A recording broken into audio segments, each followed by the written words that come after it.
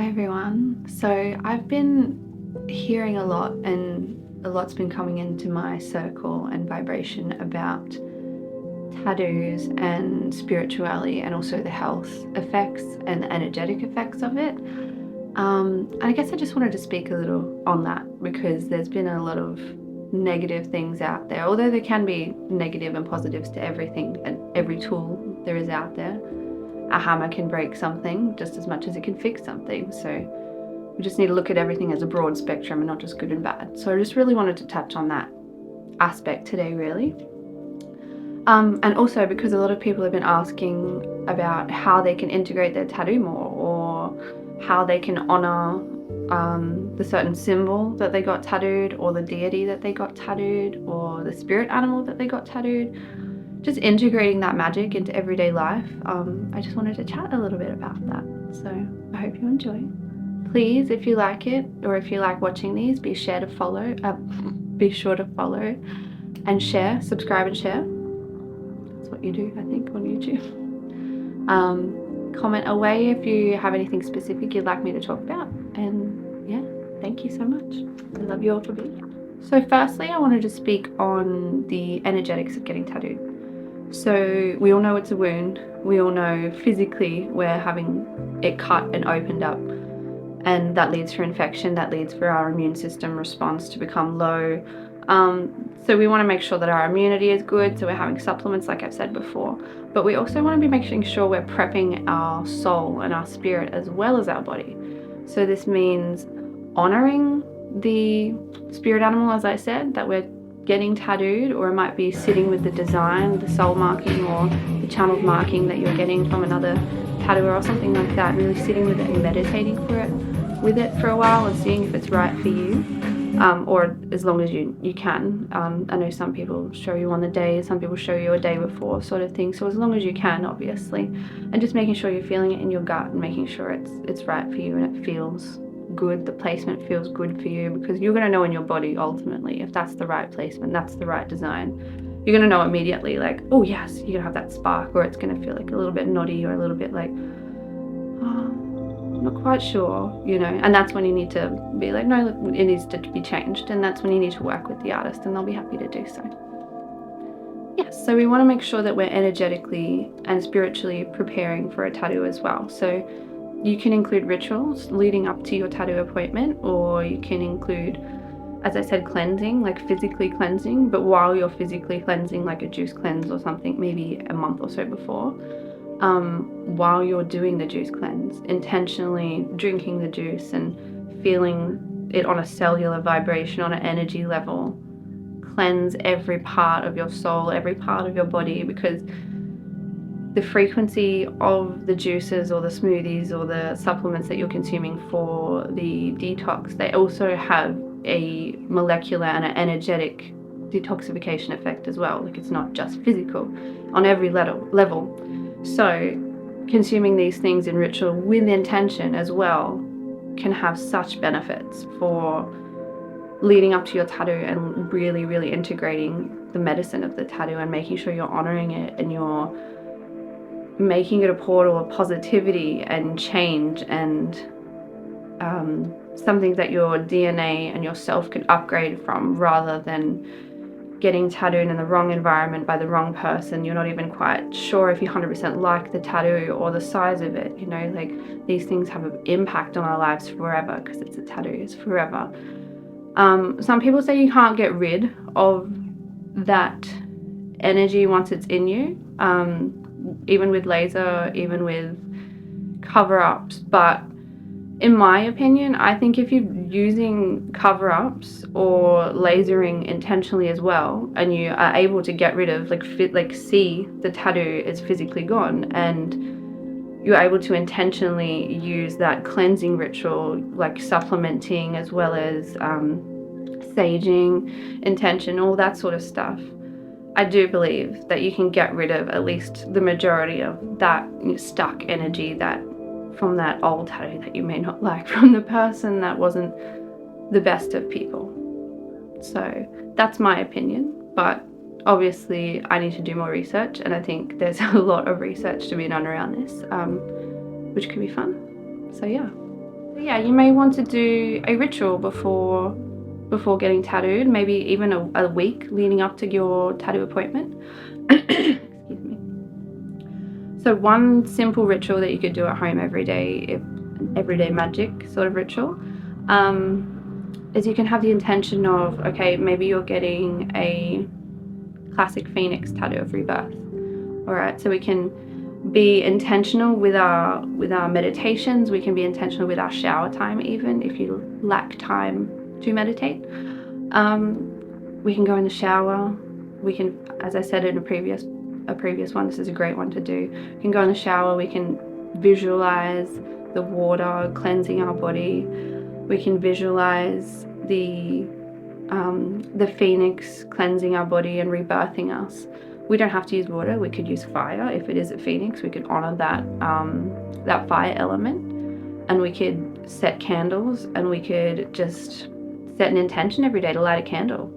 Something as simple as that. And as you're lighting the candle, having that intention of like just coming to yourself, centering yourself, and saying, even in your head if you want to, out loud if you want to, just saying, as you're lighting the candle, as I light this candle, I light a flame, the phoenix that is about to be bestowed upon me in art form, in physical form, in essence, in energy, and just allow the energy of the phoenix to integrate from the fire into your body, so you become not at one, but you become familiar with the phoenix's energy before you get slapped on into the tattoo. I have done that with people before, maybe even myself before I was a bit more conscious of these sorts of things in tattooing. And yeah, it can mess you up. It can mess you up in the form of you getting sick. It can mess you up in the form of injury, weird accidents, just weird things happening. So yeah, we really want to make sure that we're integrating and honoring whatever element, whatever spirit that we're inviting onto our body, into our energy. And yeah, because that's the power of tattooing, is honoring that and moving forward with our DNA, moving forward with our progression in life, and honoring and protecting. And there's lots of different reasons why people get tattooed, but from my perspective, from a magic perspective, this is what we can be doing. And it's fun, and it's powerful, and it does work. Which brings me to spirit animals, or animal guides, or whatever you want to call them. Having them tattooed upon yourself. I've heard a couple of people recently actually say that they've had a negatively perceived animal, such as a wolf, tattooed upon themselves, and now they feel like their energy is more aggressive, or like they have a negative perception of that wolf being an aggressive animal, and they shouldn't have it on them anymore as a tattoo. Which obviously is that's their intention, and that's their right to have that. But I just wanted to make light of the fact that in shamanism and in cultures around the world, animals are not just good, they're not just bad. They have a spectrum of good and bad. They have a spectrum of intention, like we can learn from them, in other words. So it's all about the intention that we're putting behind the animal and the tattoo. So we really got to, as I said, honor the animal beforehand. So it might mean meditating, as I said, with the intention of connecting to that animal. It might be even just going out in nature and trying to connect to that animal spirit, that owl spirit in the forest, that butterfly spirit in nature, just going out and trying to connect to them, or not even trying to, but just letting them connect to you, and seeing where they take you, and honoring them in that way, and just being aware of them, rather than just getting that tattoo of an animal put on you and then realizing that it's a bad omen or something like that. We want to be intentional about how we're perceiving things, as well as how we're putting things on us. And that's where the magic is. The magic is all in the intention. So if we have the intention that this wolf is going to be bad and it's going to make me aggressive, then it's going to. But if we have the intention that wolves are loyal, wolves are cunning, wolves are beautiful family animals, then maybe those positive attributes are going to be more infused into our body and our soul. If we're keeping that intention and we're keeping that view, because where our attention goes, the energy flows. So it just makes sense. And that's where the magic is in tattooing, in my opinion. Another great example of this is the snake example. Once upon a time, I always probably would have thought of snakes as a bit of a scary animal, or a bit of a negative animal, because of I was a little bit closed-minded back then, or wasn't aware of it more so. But I've always been really connected to animals, and the more I work with them, the more I realize that it's just a broad spectrum of no negative, no positive, just all in between. And with snakes, they're very often perceived as negative, but there's such a positive element to it. Like, especially if we look at old ancient cultures of like Hindu, like Buddhism, Egyptian culture, like so many cultures have the symbol of a snake as something as royalty, of something of great knowledge and great power, great transformation. The Kundalini rising was a snake rising. The serpent sisterhood was an Isis sisterhood of magic that was based on sacred sensuality and using the Kundalini energy for magic and positivity. So it's not all bad and it's not all good, and we just need to use them in the proper intention. Which brings me to spirit animal channelings. A lot of people have been asking me about how my spirit animals come through, how I channel them, and sometimes it either comes in two ways. So either sometimes it'll be beforehand, the most of the time, because I'm obviously there intentionally getting a spirit animal from me, so I'm doing the design beforehand. So if I'm doing this, then I'll sit down and I'll create a space. I'll light a candle. Now that I have a space, I'll light a candle, have an altar, sit down with my iPad or my pen and paper, and I'll connect to I'll light a candle, as I said, I'll cleanse myself, and then I'll sit down and I'll say in my head, not usually out loud, because in my head I'll say, I'll protect us, so I'll call upon the person and their soul. I'll say their name and their birth date in my head.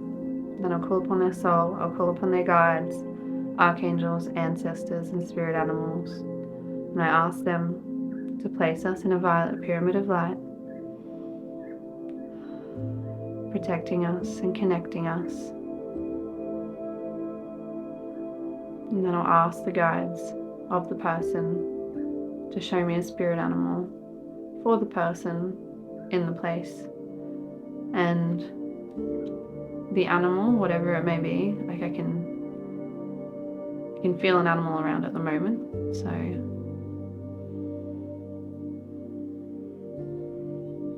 it's always a fox. There's foxes hanging around me a lot, so we'll go with that. So there's a fox and it's showing me a forearm. So the fox is coming around me. I'm feeling its energy. It's dancing around me. And as it dances onto the forearm, goes around the forearm and then jumps into the arm. And I can see the design.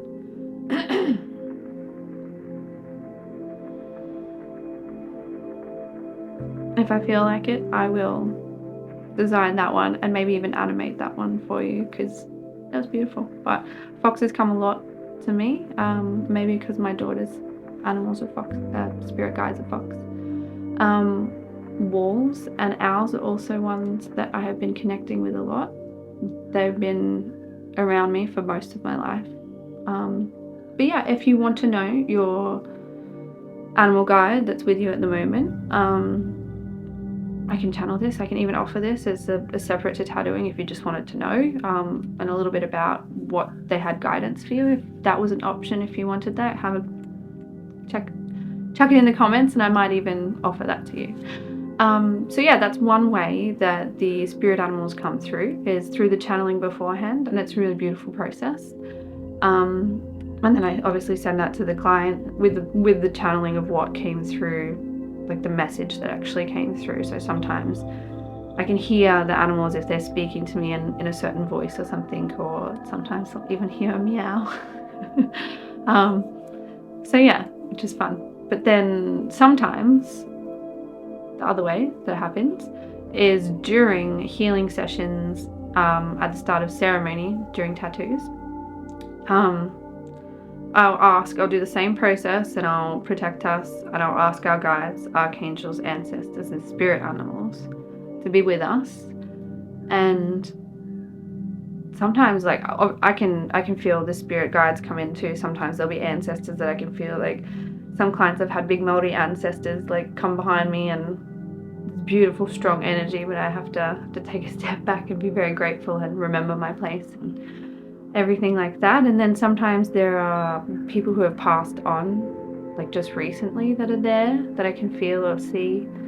But yeah, a lot of the time there's animals. So recently there was my competition winners. They were sisters, and we were doing soul markings, and I was asking for their guides to come through, and immediately a snake just slithered on straight into the middle of her, into her heart chakra area, and it was so beautiful.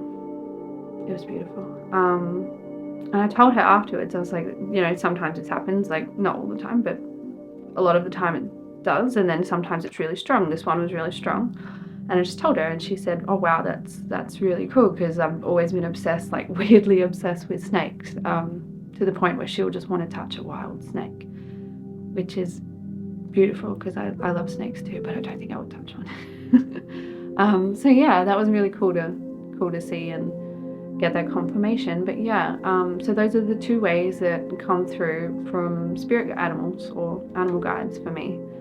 So yeah, if you're interested in getting your own or interested in knowing more, just leave me a comment and we can chat, or I can do more videos. But I've always had a connection to the animal realm. I've always, I wouldn't say preferred animals over humans, but they're very cuddly. Yeah, they've always come to me. I've always been the person that in high school or primary school, like my mum and I would always get birds, just random birds like lorikeets or budgies or lovebirds that were injured and just decided to show up, or dogs, lost dogs all the time. So animals were just literally drawn to me and to her. So I felt I've always had a really strong connection to them, and even in a spiritual sense. I just didn't realize it until recently-ish, I guess. But yeah, thank you to everyone for listening. If you were interested in the talk that started off not about spirit animals, but then ended up about spirit animals. Thank you so much. Remember to like and subscribe. Thank you, and share, please.